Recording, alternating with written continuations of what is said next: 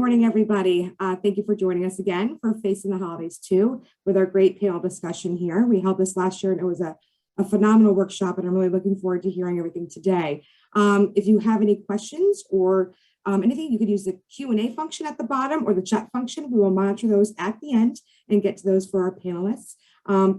Without further ado, I will send it over to our coach, Mr. Larry McHugh, to kick us off. Well, thank you very much, Johanna. First of all, I want to really thank Charles Mitchell for putting this together. He's done a terrific job, as you know, here in the Chamber, running our recovery program. We're really actively trying to put people back to work that have had both substance abuse and coming out of the prison system. We think this is very important as we move forward, and we've got a terrific speakers today, and I really appreciate all of them for joining us today on this. Why would we run another one of these workshops? I feel very strong from the business community that as we face the holiday season, not only because of COVID, but because of all of the other different things that are happening to individuals, both in the business community and in the community in general. A lot of people are in the state of depression in some cases. Also, people that are in recovery have, I think, faced tougher times during this time of year because of all of the holiday parties and everything else that's going on. So again, I really can't thank Harry Burke, Peter Falk, Reverend Robin Anderson, Daryl Mcgraw, and Reverend Robin Ross for joining us here today. It's a real honor to have you on this workshop.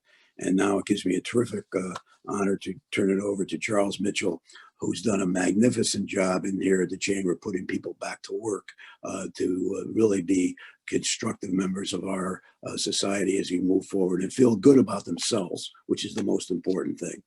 So Charles, thank you for everything, and I'll turn it over to you. Unmute. Yes, thank you again, Larry and Johanna, this morning. And I want to thank everyone for being here this morning, Mr. Harry Burke, Reverend Robin Ross, Reverend Robin Anderson, Mr. Peter Falk, and Mr. Daryl Mcgraw. You know, I can't say enough about the speakers that we have this morning. It is with great pleasure and great honor that I present them to you this morning.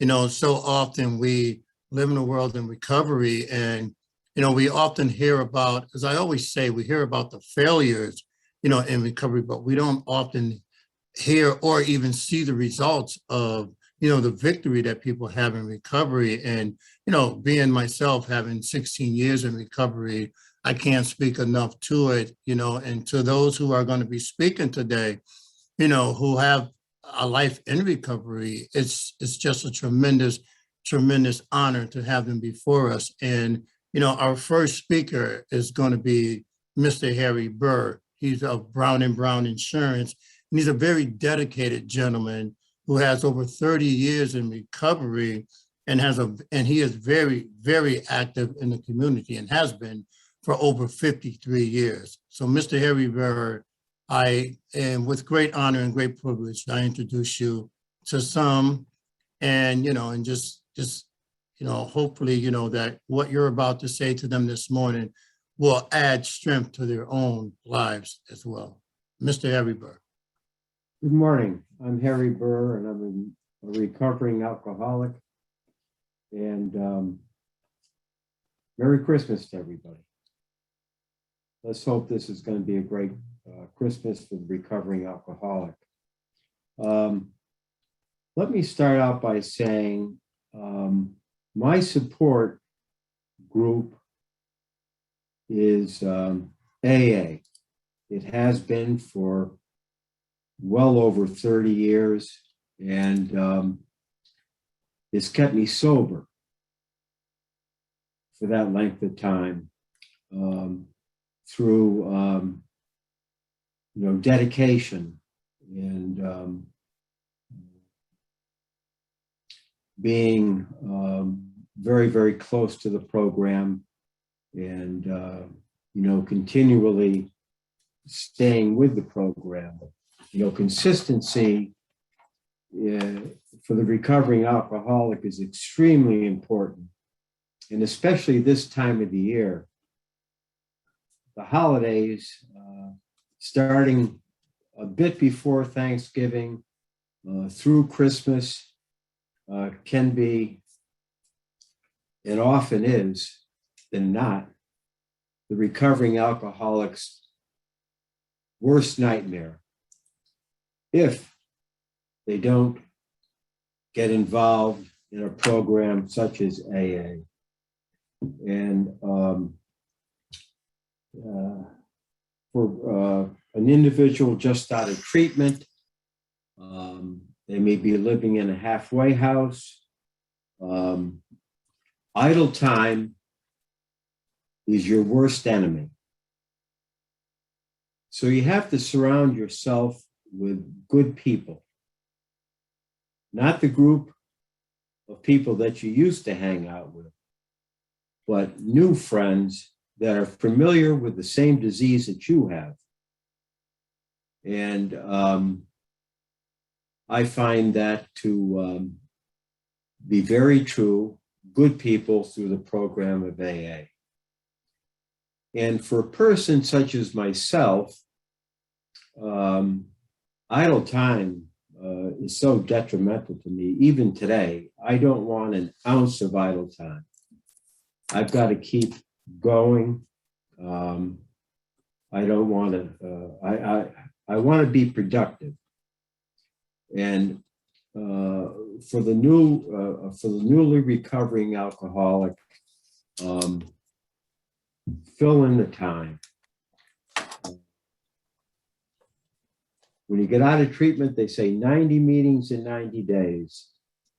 And that's so important. You're keeping yourself going, one meeting a day for 90 days. Make a commitment to that.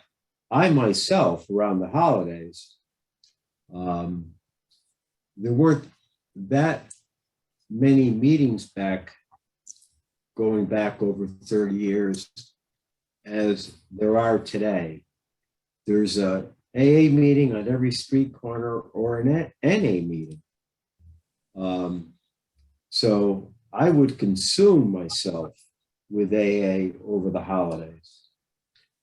There are meetings that start at 7 a.m. in the morning, numerous 12 o'clock meetings starting at 5 and go all the way up to 8 o'clock. But you have to put yourself in a positive position where you're with people that have the same disease as you are, that you have, and meet new friends, get phone numbers. Very important around the holiday. You're going to be welcomed into AA the minute you step in that door. So don't be fearful. My first AA meeting years ago, I sat out in the car for half an hour afraid to go into a meeting. Just jump right into it. You'll be welcome. You'll have handshakes. It's so important because every hour of the day that you fill in with a positive solution, with a positive group, it doesn't lead you to a drink. But you have to fill in the time. And there are a lot of parties around the holidays. You have your family parties, and that can be very dangerous. Depending on where you're living, you could be living in a halfway house, or you could be, back at home with your parents, and or with a brother or sister. But if you don't do the right things, you're setting yourself up for a drink. If you have been invited to a party, always take your own car. That's essential. Because if you have to take the escape route, like I have many times, I'm famous for walking out of doors backwards. Or else if you don't have a car, you might not have a car out of treatment. In fact, most people in recovery don't. So if you find a friend in AA, which you will, and through a phone number, would you like to go to a Christmas party with me at my parents' or at my brother or sister? Bring somebody along as your safeguard. And you have somebody to lean on when you might be thinking of, you're looking over at a drink, but you have the person with 20 years sobriety standing right next to you. So that's often a good thing to do around the holidays. The other thing, how much time do I have left, Charles? I'd say about 3 minutes. 3 minutes. The other thing about the program is sometimes you can, especially around the holidays, you can overcomplicate things. Keep things simple. Take one day at a time. Certainly don't look back. They say look back, but don't stare. Yesterday's a canceled check. First things first. These are all simple. The AA program is simple. People have a tendency to complicate things, not only around the holidays, but at any time, but especially around the holidays. Keep things as simple as you can. Don't drink and go to meetings. How much, simple can that, that's so simple. Don't drink and go to meetings. And if you can put that up here and keep it that way and follow through, you have to follow through. Well, do I really need to go to a meeting? Well, you got this little guy back here in the back of your head says, oh no, you don't have to go to a meeting. You'll be all right. Well, that's the wrong person to take any advice from.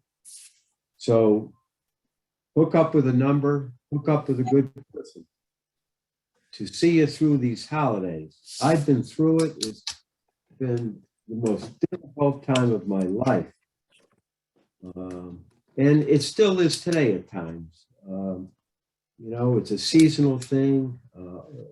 Even people without the disease of alcoholism or drug addiction, they get depressed this time of the year. And they need help. So, we do not stand alone. We recovering alcoholics. And I'm going to end by saying this, and I love this saying. There was a meeting years ago down in Reverend Friday night at a congregational church. And there was You already know what's a fellow named Harold, the old AA. And every time he spoke, he would come out with an old AA saying that everybody could understand because it was simple. But the one I liked the most, Harold used to say at the end of his conversation, don't run with the turkeys, soar with the eagles. And that's what I do today.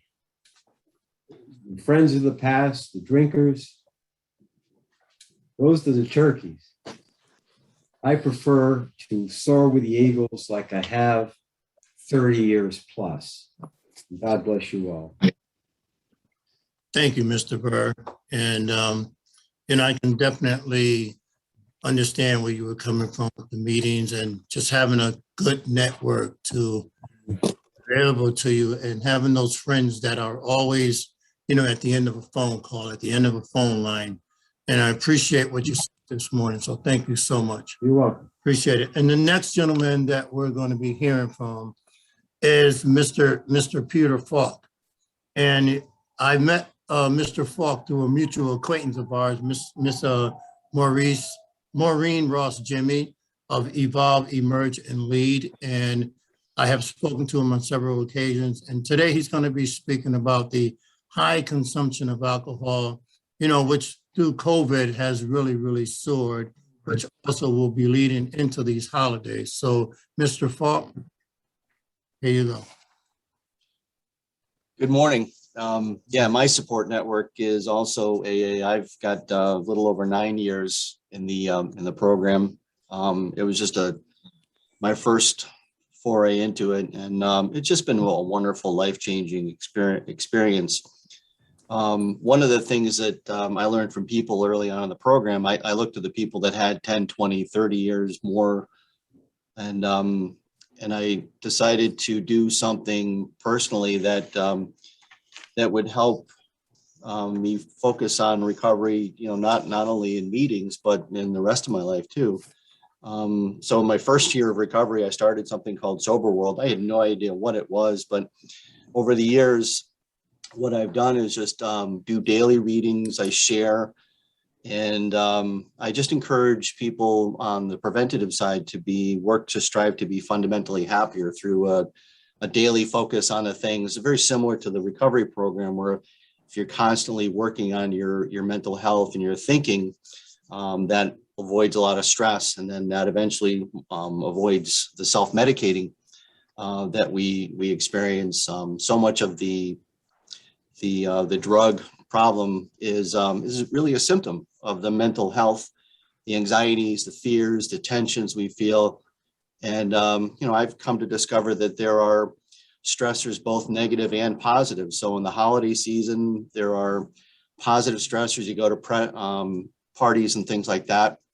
As Harry mentioned, there's a lot of pressure to self-medicate just because everyone else is doing it. It's a positive thing, but it's a societal positive stress. And then you have the negative stress of the anxieties of the history of the holiday season and things like that.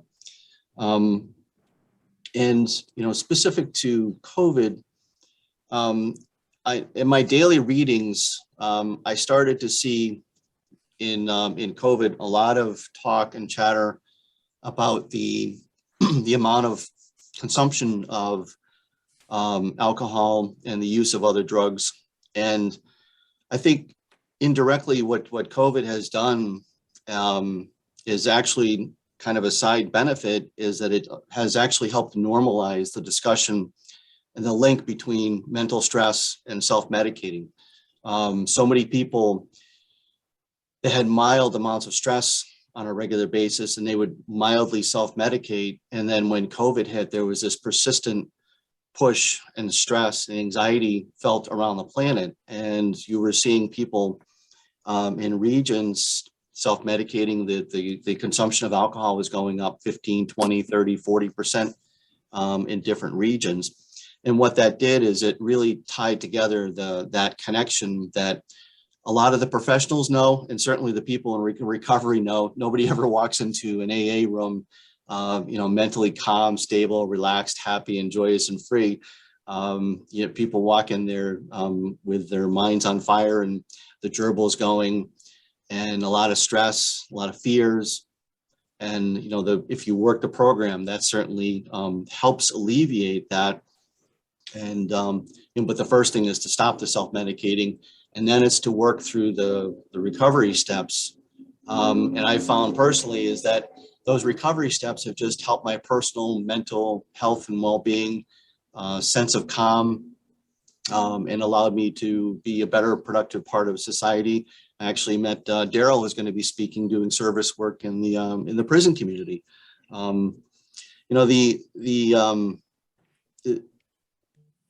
This is specific to a business meeting, and alcohol and affects a lot of us in a lot of different ways. Specific to business, the World Health Organization has identified, just in the US alone, it costs us over 220 some odd billion dollars every year. That's your uninsured medical, that's your police, your fire, all of the services that are related to alcohol.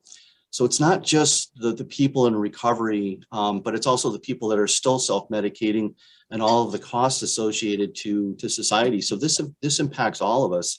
I had a horrific experience going through the recovery process, but in doing that, had I not gone through that, I wouldn't have seen the light and understood how much this impacts really, really all of us. So what I do on my daily reading, specifically tying it back into the COVID crisis, and the self-medicating is that I've really come to understand that so much of what we deal with is mental stress, anxieties, and then specifically coming up into the holidays, there's a lot of that mental stress and anxiety going on with the increased expectations of, all the shopping and the parties. So it's just another version of stress. So it's very much a parallel to what we've seen with COVID and the mental stress related to, to the virus. This happens around all of the holidays, Thanksgiving, all the major holidays where there's just an added stress. And with that added stress, there's a propensity to self-medicate. So Harry gave some great pointers. If you are invited to parties, certainly bring your own car, so you have that escape mechanism. And I try to personally, as a musician, I also play out, and so I'm around alcohol a lot. And I personally just try to be that person who has that sense of self-worth, that I don't need that self-medication anymore. I've done that. It's in my past, and I really enjoy the person that I become. So I really focus on the positive aspect of it, and then keeping that a part of my daily life and my daily frequency of activities and the service work that I do, to try to be the best person, both in my life and my family. And quite frankly, I find that a lot of the parties now that we do, Thanksgiving and in and around the family, because of my influence, I don't ask people to not drink, but just because of who I am and what I've shown, I found that the amount of self-medicating has actually disappeared, and reduced quite a bit at the events in my particular family, just because I think people have a better understanding of alcohol, the cancers that it causes, all of the addictions and all of the societal harm. So really it's about, again, the focus and the frequency of doing the things that are right. Certainly meetings. I still love going to meetings after almost a decade. Very important part of my life. And I look at them now as part of giving back and helping. And you get so much out of that giving back and helping. And for me, it's really about being the best me. And certainly I agree with Harry, the simplifying things is crucial. I've learned to reduce a lot of the clutter in my life and focus a lot of things. And I'm a great one for the slogan of less is more. So I've simplified things in my work life, and the amount of things that I have and cluttered, and I've learned to reduce the amount of mental intake that I have. I literally don't watch television anymore. So it allows me that time to relax and enjoy and just the people that are around me, instead of the technology and the services, things like that. So that's basically all I have. I wish everyone a happy holiday and a safe holiday, and I will pass my remaining time on. Thank you, Peter. So appreciate everything that you said. And, one of the things I find that even in my own recovery, in my own life, is that I don't ask people not to drink around me anymore. But because so many have heard my testimony, so many have heard my story, I was just visiting my sister-in-law down in South Carolina over the Thanksgiving weekend. And, she doesn't have a drinking problem. And she had a bottle of wine, and she asked me, she said, "Is it okay if I have a drink?" And I said, "No, it's fine, because, those thoughts are not in my mind anymore. It's not something that has a pull strong on me anymore."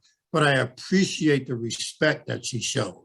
I appreciate the fact that she did even, ask to see, because a lot of times, many others may not be as strong as that. They may be early in recovery, and to be around someone who's drinking, it could be a trigger for them. So I appreciate what you just said, and I really thank you for your comments. And next we have Reverend Robin Anderson, who I really, really have a high regard for, really respect for. She is a national trainer of multi-dimensional family therapy and a licensed professional counselor.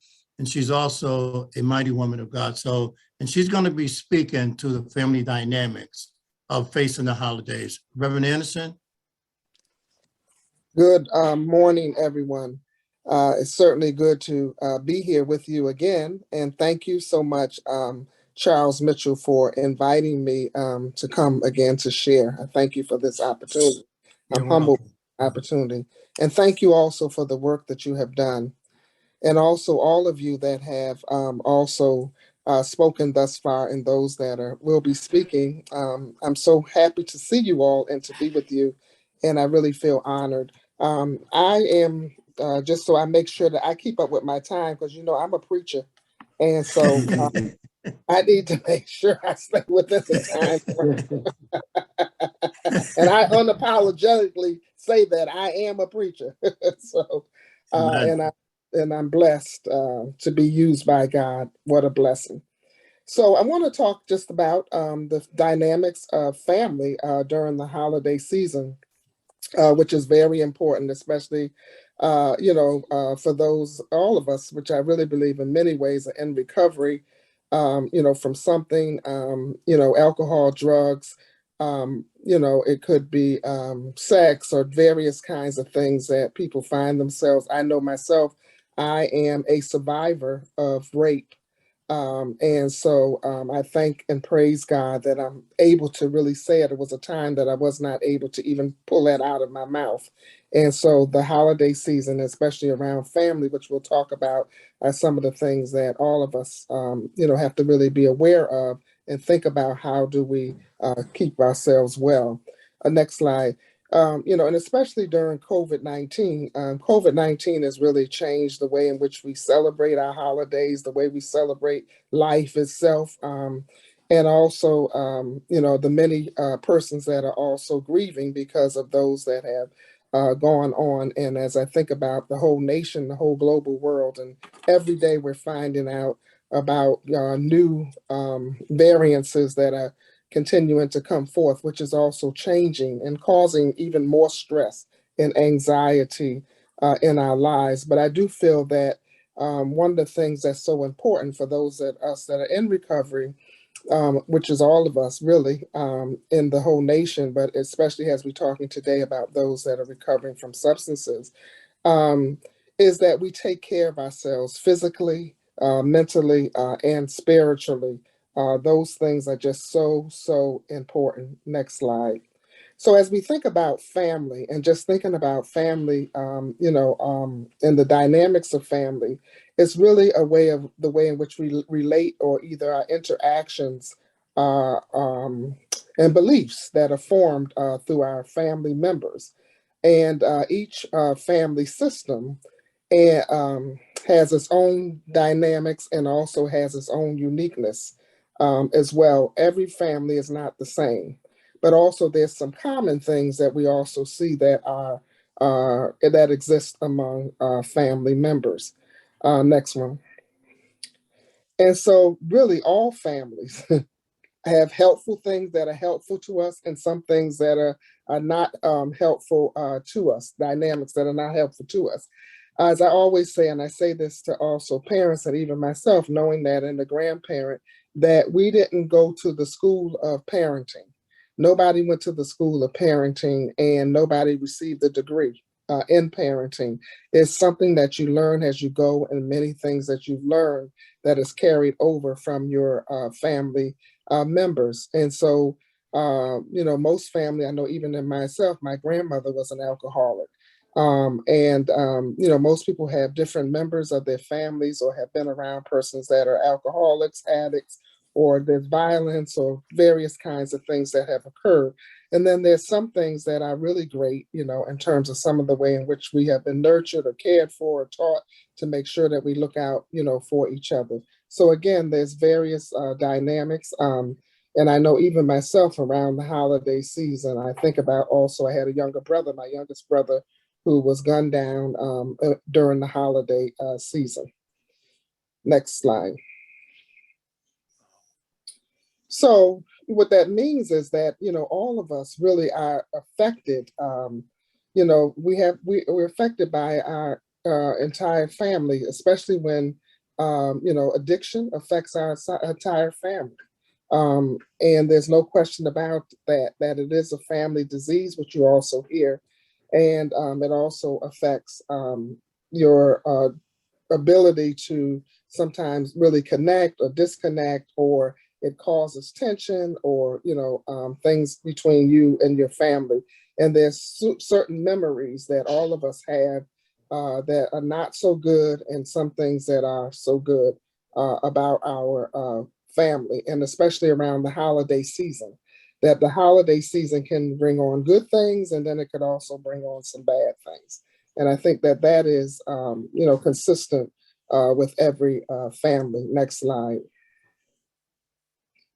And so, every holiday, it does remind us. In many ways, it reminds us in our holiday celebrations. And I think even I heard some people even talked about them. There's some positive memories that we also have about, some of our holiday celebrations in which, we've gotten together, everything was good. Nobody got into an argument, nobody got into a fight, everybody watched football, everybody, just had a wonderful time and really showed each other. And I know even in my own family, everybody comes into a circle and really talks about those things that they care and love about, but also do things in memory of those that are not a part of it. But then there's also those memories also that exist in a family, which, there's family problems that exist. And sometimes, you hear people say that they were the black sheep of the family, or when they came, everything changed. Also, there may be some issues between siblings, and issues between the mother and father, or, just because of your addiction. It may be situations in which, family members are concerned about being around you because they don't know when you're going to drink, or you don't want to be around Uncle Tommy, who that once he starts to drinking, he gets very belligerent and he starts cussing and carrying on. And it just causes just a whole bunch of memories. The family members may get to fighting. There's just all kinds of different dynamics. Some people, are really, again, dealing with a lot of, grief, in which they remember during the holiday season that, it's very difficult for them because their family member is no longer, with them. Also, and that was during the time that, a person died. I know even my mother died a couple of days before my birthday. And so my birthday has never been the same. It is just a time that I just, it's a time where I find myself down and kind of dealing with, my own grief and missing, my mom, and thinking about those things. And I had a friend of mine even the other day who lost her mother on Thanksgiving Day as she went to pick her up for Thanksgiving dinner. So again, families are dealing with grief, and especially with COVID, there's so many people that may have been around, so many people that, were around, or ordinarily would be at family gatherings that are not really there anymore. And then also, as we talked about, it could be the time in which family fights happen. So it could be that some domestic violence issues start happening that when the family gets together, or you may have even been the person that came to the family. Once you started drinking, you started getting in fights, and you started, getting, causing the whole family to be in an uproar and those kinds of things. And then also some of us are dealing with some of the issues that, even though we're in recovery, we still have to work on ourselves and still have to, really figure out who we are. And so there's some dynamics in your family that you're still working through. Sometimes it's, you felt, other persons were favored. And so all of those things start to kick up, during the family gatherings and during the family season. And again, your family better than anybody, and your situation better than anybody. But those are, some of the things that we all, deal with and that we all go through, during the holiday season. So next, I just want to talk today about really more so with all of that going on and all of the things going on with, our job, COVID, with our jobs and our recovery. You may have even relapsed during this season, and during this time, this is your time in which you relapse. Many people will talk about the fact that they were clean all year. Come the holiday season, they just couldn't seem to stay clean and sober. So again, during this season, you're concerned about the fact that you're going to disappoint not only yourself, but you're also going to disappoint your family members. So it's like, how do I stay safe? How do I stay sober? How do I stay clean? How do I deal with all of these things that I'm going through, all of these thoughts that I have, all of these insecurities that I have, all of these bad memories that I have during the holiday season, and still stay sober and clean? So again, we look at the 8 tips of, I want to go to the next slide. And these are the 8 tips that I want to leave with you today that I believe that are really important, especially for those in recovery. I think the first one I want to talk about is make a plan, for the day. So each day, how are you going to get through that day? Make a plan. Who are you? Who is your family ally? How are you going to get through that day in case some of those dynamics that I mentioned earlier happen? How will you deal with some of those things? So make a plan in terms of how you're going to manage your emotions, how you're going to, deal with your expectations if you get disappointed. And then the next one is, and I won't go through just briefly, but be prepared to feel a little lonely. I mean, during the holiday season, you do have this place in which you feel like a void. And so that's normal, because there are, because you are grieving. And sometimes, especially when you're early on in recovery, or when you're in recovery also, that those was the times in which you drank and drugged and did all of those things. And so now you no longer are doing that. And so some of the things that you have to deal with, even in your family dynamic, you have to deal with it clean and sober. So again, knowing that that's a part of it, that, you will feel lonely, you will feel okay. The next one is treat yourself. Think about yourself, because a lot of times, in recovery or just our own self-worth and our self-esteem, we don't feel like we're worthy of anything. But treat yourself well. Do something special for yourself that's safe. Even if it's getting that favorite slice of pie or cake or whatever, or but do something that that this is for me. I'm treating myself. And then the next one is be open. Be open about your recovery. Be open about the fact I heard someone say earlier that even when they're with someone, they say to that person or family members, I'm in recovery. No, I don't drink anymore. I am uncomfortable being around alcohol and drugs. But because I am in recovery. And be proud of your recovery. Next one. And then holiday cheer doesn't have to be done with alcohol or drugs, singing or rapping or all of that. You can find other ways that are uplifting music, or, people that can come around that are in recovery. And then you can plan, a time in which you just kind of, have a great fellowship around rapping presence and doing those kinds of things. And then remind yourself that, drugs and alcohol are not the end all. And it certainly is not the answer to all of your problems. And they're not going to help to solve your problems. So remember to, remind yourself of those things. And then next one is to plan, a lifetime of, plan a lifeline, in advance, kind of, if this happens, what's going to happen? If that happens, this is going to happen. If I get to this point, this is what I'm going to do. And then the last one that I want to leave is, reflect on what your recovery means to you. Give yourself a hand, give yourself a clap. I've been in recovery. I'm so happy I'm in recovery. I am proud to be with my family in recovery. I am so glad to be able to come to the family dinner. I'm not going to be controlled by them, but I'm thankful and grateful that they will see not only am I able to manage myself, but I am in recovery. It's like a badge of honor, to be in recovery, and to wear that badge and to wear it, proudly. Not only will it be helpful to you, but it also will be helpful to your family members that know that recovery is not only just possible for me, but it's possible for the whole entire family, individually and collectively. Next slide. And so, really just do whatever you can to really enjoy this season, and to congratulate yourself on your hard work that you have done to continue to work on and to keep yourself clean and sober.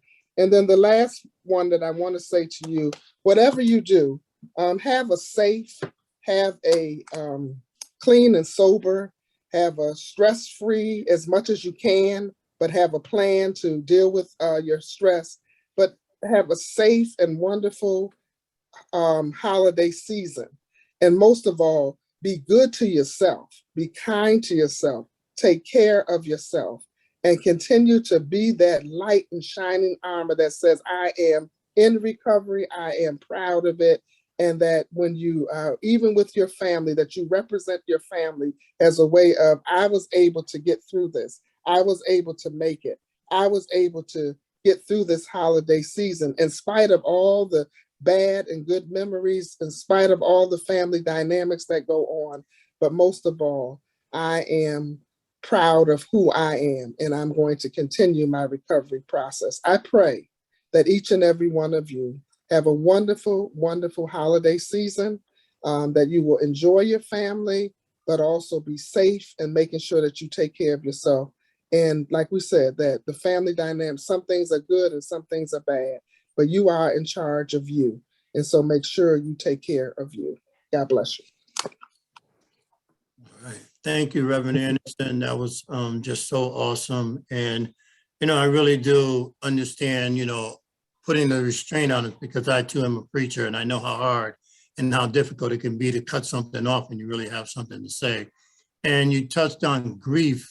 A lot of times I really don't talk about it, but December is a very tough month for me as well. My mother passed away 2 days before Christmas, and we had to bury her on December 31st, one day before the new year began. And it's a very difficult season for me and for my three brothers who are left. My sister also has passed away, and she died on her birthday. So every time her birthday comes up, that's another very difficult day for me. But I thank God for my Lord and Savior, Jesus Christ, and the wife that he's gave me, who's been so supportive in all of these instances that, that I go through. And as a matter of fact, even just yesterday marked 9 years that I've been cancer-free. And, it's just a lot of what recovery has done for me and the people that God has placed in my life. And the next gentleman that's going to be speaking is Mr. Daryl Mcgraw. And he and I did a workshop, I think it was last year during COVID, on from incarceration to employment. And this gentleman has a lot to say. He's very intelligent, he's very wise, and I have a lot of respect for him. Mr. Daryl Mcgraw. Oh, I appreciate it, Charles. This panel is amazing. Listening to Reverend Robin speak, I forgot that I was on the panel. I was in church for a minute, so I was appreciating the conversation as well as listening to Peter and Harry come too. So, and I just want to say to you, Brother Charles, you're an inspiration to me. I always say iron sharpens iron. Right. Yeah. So to be in a room with such great people that are walking in recovery, and I am a person in recovery. And what does that mean? That means that I haven't used the substances May 7, 2007. My story also comes along with trauma and incarceration. So that was the last time I was in the back of a police car. I am not a pastor, but anybody that knows me knows I like to talk. So I could talk a long time too. So I'm going to try to monitor myself as well. But those of us that are familiar with the Apollo, Charles, you could easily do the old Sandman and pull me off the stage if I go too long. I appreciate, number one, the invite, and I was listening, and I think that I would be remiss not to talk about the multiple pathways to recovery, right? For each person is different. That journey is different. And I acknowledge that, right? Because I don't know who may see this later and say, well, I'm not in AA. See, my story started with AA. I remember it started with AA, and I was in the AA meetings, and they were really good, but I was a crackhead, right? So they really weren't talking to me. I could sit in there and walk out those meetings feeling pretty comfortable. And until I went to the NA meeting, for me, my journey, when I went into the NA meeting, that's when I started to hear some stories that were a lot similar to mine. But I also know many people have found pathways through religion. And when you're in recovery, and you're on this journey, we identify as people that are, addicts or so on and so forth. But understanding that some people that find religion and get saved, they believe they identify themselves as a new creature.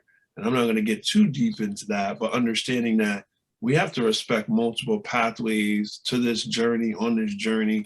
And if I meet somebody tomorrow who says that it was tomatoes that got them to this on this path, then I'm gonna say, hey, I met somebody that ate tomatoes and found recovery. Whatever does it for you to get to here, because I can tell you that one of the most difficult things I've ever done, and I've been in the street, spent 20 years of my life in the street, hustling, selling drugs, using drugs.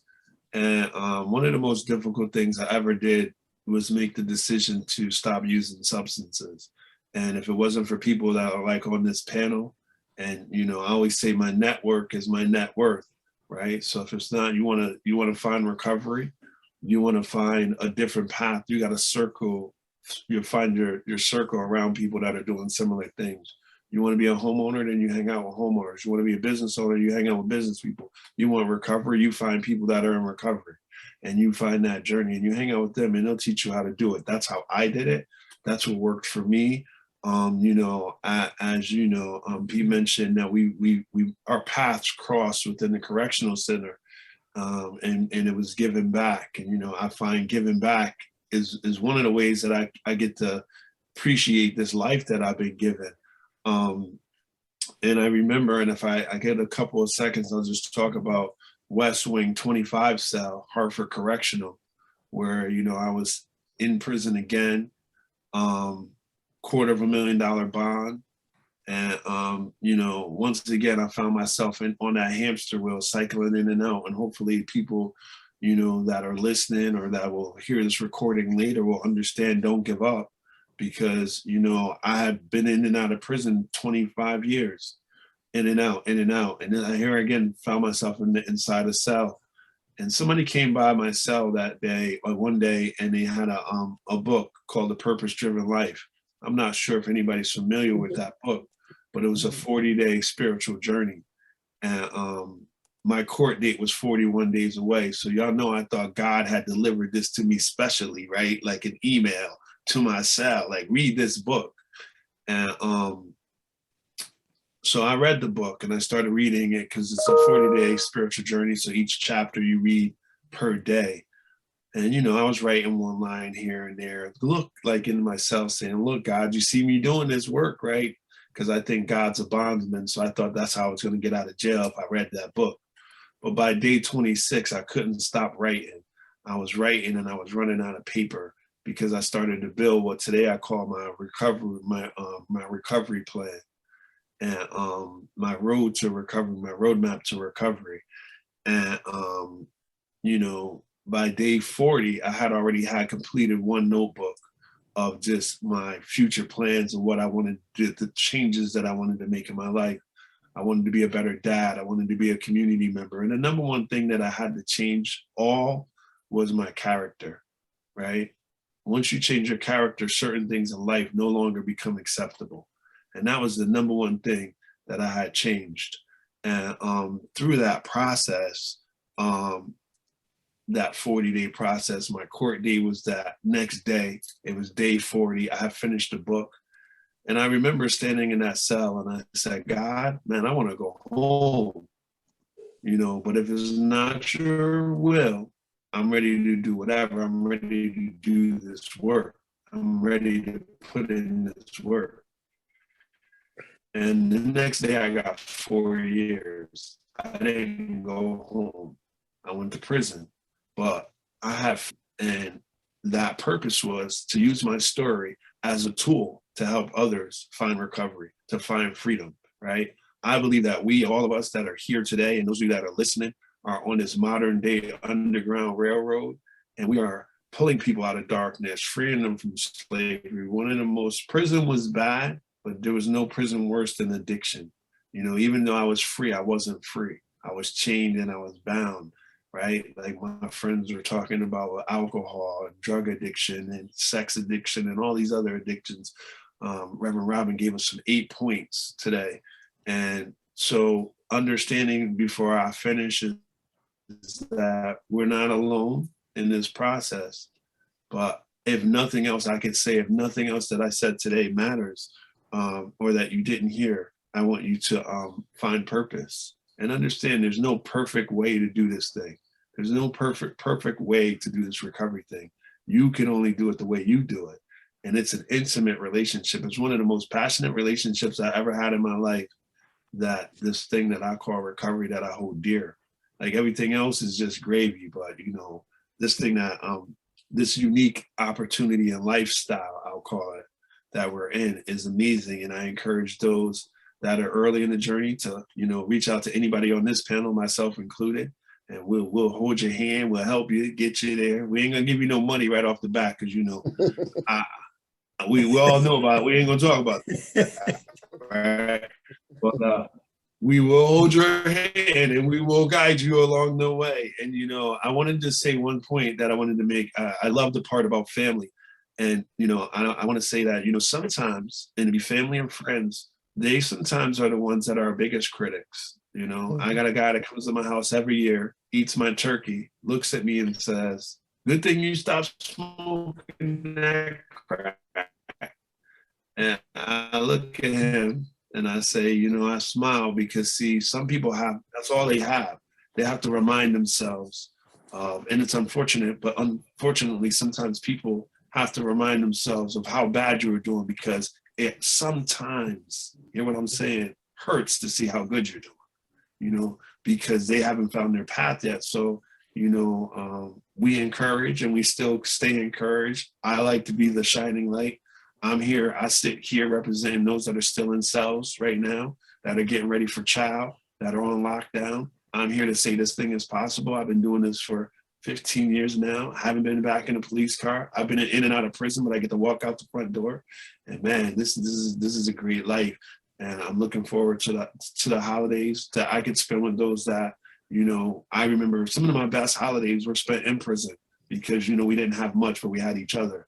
So I'm just trying to bring that light outside too. So hopefully that made some sense. And, you know, one of the things that, you know, like I said, one of the most difficult things I've ever done was get into this recovery thing, because as many have mentioned that before me, life don't take no days off.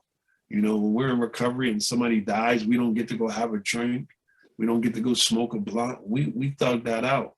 You know, we live through that. We lose a job. We face that. We face life as life comes to us. And without people like that are on this panel and in this community, once again, I'll say it, my network is my network is my net worth, because, you know, that's how we get through it, through each other and sharing stories. And hopefully something I said will help somebody guide them on this path. So thank you once again, Charles, for the opportunity. I'm humbled by the, always an honor to speak and tell a little bit of my story and my journey, and looking forward to the rest of the panel. Thank you, Daryl. You know, and you spoke about, you know, the prison time and things like that. I myself spent 30 years of my life, you know, on drugs and alcohol, and 20 years of that going in and out of prison on the installment plan. You know, and one of the things that recovery has afforded me, being an ordained minister as well, I was allowed to go back into the prison system, and I did 5 years of prison ministry. You know, and one day I walked out of the prison and I looked up and I said, Lord, it's the first time in my life I realized I walked in the prison and walked out of the prison in the front door. You know, I always went in the back door, you know, and I was allowed to be able to walk out freely. And once again, 2006 was my last time in a police car. And you said that, you know, addiction was a prison. Listen, when I fell on my knees in that jail cell and I asked the Lord to come into my life, even though I knew I was going to prison for some time, I'd never been more freer in my life, never more freer.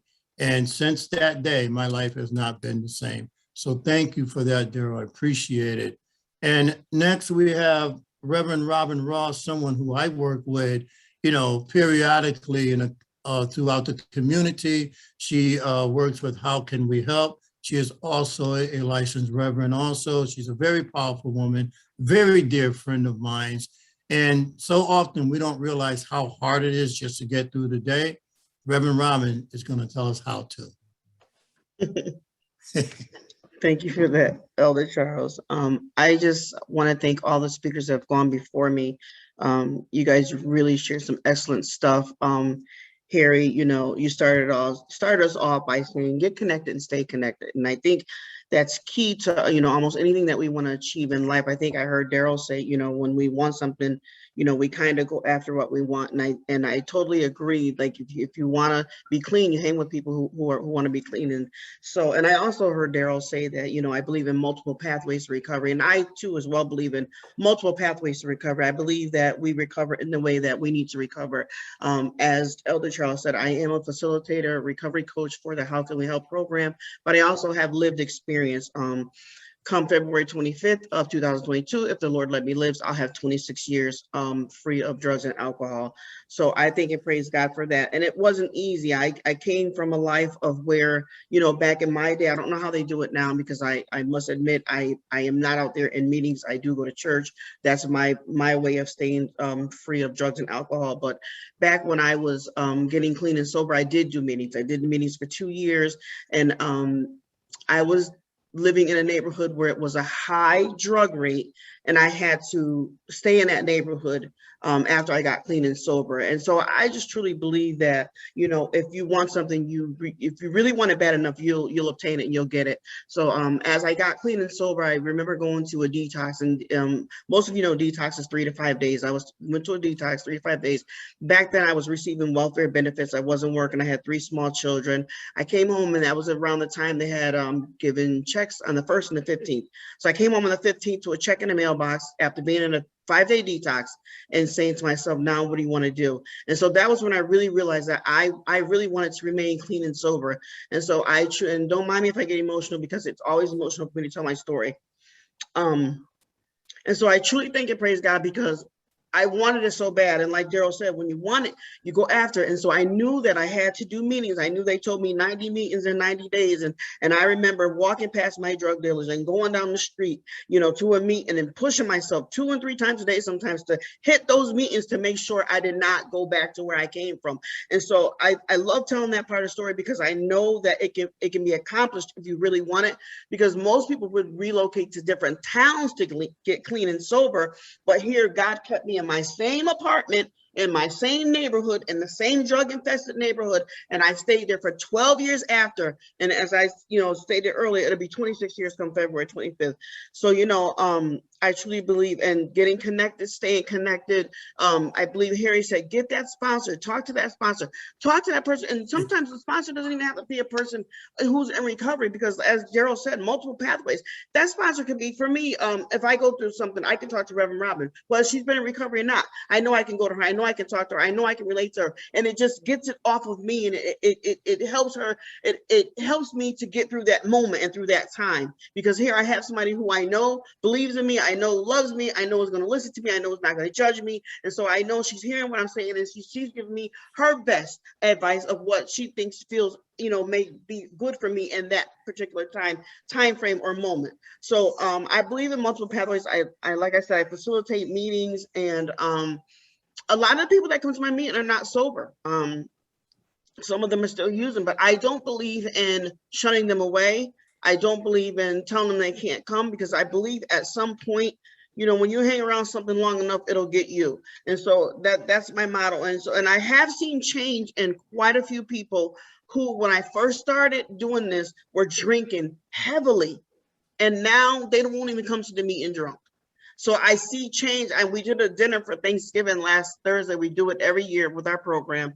And I was just so amazed at everyone that walked in that room. And we had at least 20 to 25 people come. Not one of them had been drinking. And so I just thought that was so amazing, so powerful. And to be able to sit and dine and have fun with them and give them a place to go for Thanksgiving. And then they, did karaoke after. It was just really a great time. And it showed them that, I can live a day without drinking. I can live a day without using and still have fun and still be surrounded by people that I love. And when we also did a recovery meeting that day, because I too think that the holidays are very important, because as Harry said, around the holidays, I think towards the end of October, going into November, I know for me, it was just an excuse to use every day. Every day, any day I could drink, get high, it was an excuse because it was a time of celebration. It was a time of, the holidays, let me do what I can do. And not only the holidays, but any time somebody died, I wanted to use. Anytime something good happened, I wanted to use. Something bad happened, I wanted to use. I was always making an excuse to use, but the holidays specifically, I wanted to use. I felt lonely. I heard Reverend Robin say you feel lonely. A lot of people feel lonely. I felt lonely. I felt like I was unworthy. Going to family gatherings, I felt like I didn't belong there because nobody else had this issue but me. I'm so different from the family. I'm the black sheep. I don't need to be around my family because I'm using and I'm active and all these things. So all these things come up around the holidays. You remember all the bad you did. You remember all the ways that, you didn't fit in or whatever. And it can be a really difficult time for somebody who's using. Some people have lost their children. Their children no longer want to be in their lives. They don't want to speak to them. Some have lost family members. I heard some say, I lost my mom or my dad around that time, and it can be extremely, extremely hard around this time. And what I found is that at the meeting last week, I was just so touched because as we had our meeting, we continued to have our recovery meeting. Although we were celebrating Thanksgiving, almost every person that shared in that room said, I don't have family, or my family no longer wants anything to do with me. But because of this meeting, I now have family that I can spend time with, I can be with, and it makes me feel like I'm worth something. So just facing every day can be difficult.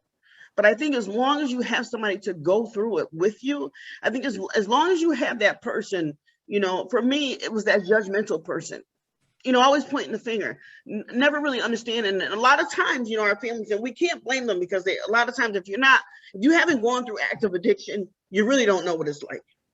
And that's just the bottom line. No amount of books can tell you what it's like unless you actually live as an active alcoholic or active addict. That's an experience that we all have that a lot of people won't have, that have never lived that life. And so understanding that and understanding that, people are going through so much trauma.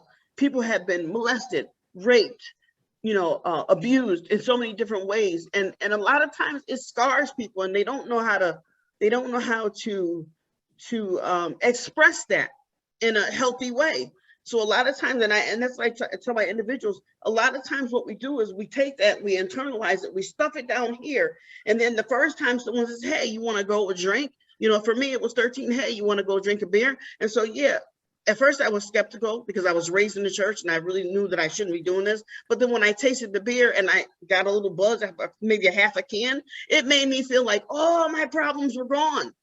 So a lot of times that happens, people pick up and then their problems go away, but not knowing that they'll come right back the minute that we sober up. But, for that moment, their problems are gone. So they have a way of escape. And so they stay in that vicious cycle because it gives them a way to escape the reality that they've come to know. And especially as we mature as adults and we grow into an adulthood, now we've been using since we were 13, or we've been using since we were 15 or 17 or 19 or what have you. But now we find ourselves at age 35 and 40, and we've been using these substances and the life that we created and using, we're not proud of, we're not happy. So it continues to suppress us and keep us down and keep us weighted down. And we don't know how to get out of that cycle. And so I find that these are the individuals that I work with, but I find the one thing that goes a long way, and this is for me in my life, I can't speak for anybody else, is genuine love. Genuine concern for an individual can go a long way. So when you let them come in and you let them be who they are, of course we have to have group norms, which are basically rules. I don't like to say rules, but we have group norms where they have to be respectful. There's certain things that they can't do because we have to respect the environment that we're in. But when I find, just being sincere, just being caring, just being concerned, a lot of them have truly begun to turn around in a positive way. And so I think just facing every day is, I would encourage everyone to just be the best you that you can be, especially those of us who are in recovery. We've come from that walk. We know what it's like. I really don't like it when someone that has been clean for a long time, and all of a sudden they forgot where they come from, and then they have this better than now attitude. I just say, you know, whatever was given to you freely when you came into this program, or when you came into this new lifestyle, give it freely back, you know, because there's so many people who are out there that are dying all around us every single day, you know, from drug addiction or alcoholism. So that would be my thing, is facing each day, just waking up, being the best you can be, and giving everything that you have to offer in that day. Thank you, Reverend Robin. That was very, very powerful, very powerful. And I thank you so much, because one of the things you revealed is that we have scars. And these are scars that most people don't see, because these scars are on the inside, you know, and these scars, unless we have, you know, each one of us working together, living with each other, you know, we can't be healed. You know, we can't put a Band-Aid on this. This is something that we have to be healed from. So I want to thank each and every one of you today for coming on. It's been such a powerful panel. And I wish you all the best, a Merry, Merry Christmas. And at this time, I'm going to turn it back over to our Vice President, Johanna Bond. Thank you very much, Charles. Sitting here listening, I was getting goosebumps by a lot of what you guys were saying. I really can't thank Charles enough for putting this together, but really you guys who truly are amazing. And just to share your stories and the strength that you have is just so exhilarating to me. I have some family issues that I've dealt with for years, so it's been very difficult. But to hear other people share their journeys, it really makes us all feel powerful together. It's community. It's all of us together, working together. And Reverend Ross, I have to say, I love your statement. Be the best you can be. That is just so true, because we are in control of ourselves, right? And I think that that is the statement that we really need to go by. I don't see any questions currently right now. I see a ton of amazing feedback for all of you, saying thank you so much for the presentation. Happy holidays. Thank you so much. So true. So many different things. If you guys have a chance, check the chat. But so many people are so appreciative of your time, as we are. Again, I can't thank you all enough for your truth, your passion, and your overall commitment to our community and to the Middlesex Chamber for helping us really bring this topic to the forefront and to have an open communication together. I think that's so, so important. So thank you very much. My best to all of you to have a very blessed and wonderful holiday season. Merry Christmas. This has been videotaped, so we will be putting this on the Chamber website. For those of you on who are attendees, we will be emailing you the link to that, so you could share that with anybody you would like to. Beyond that, thank you all again. I can't thank you enough. Be blessed and have very, very Merry Christmas to everybody. Thank you. Thank you.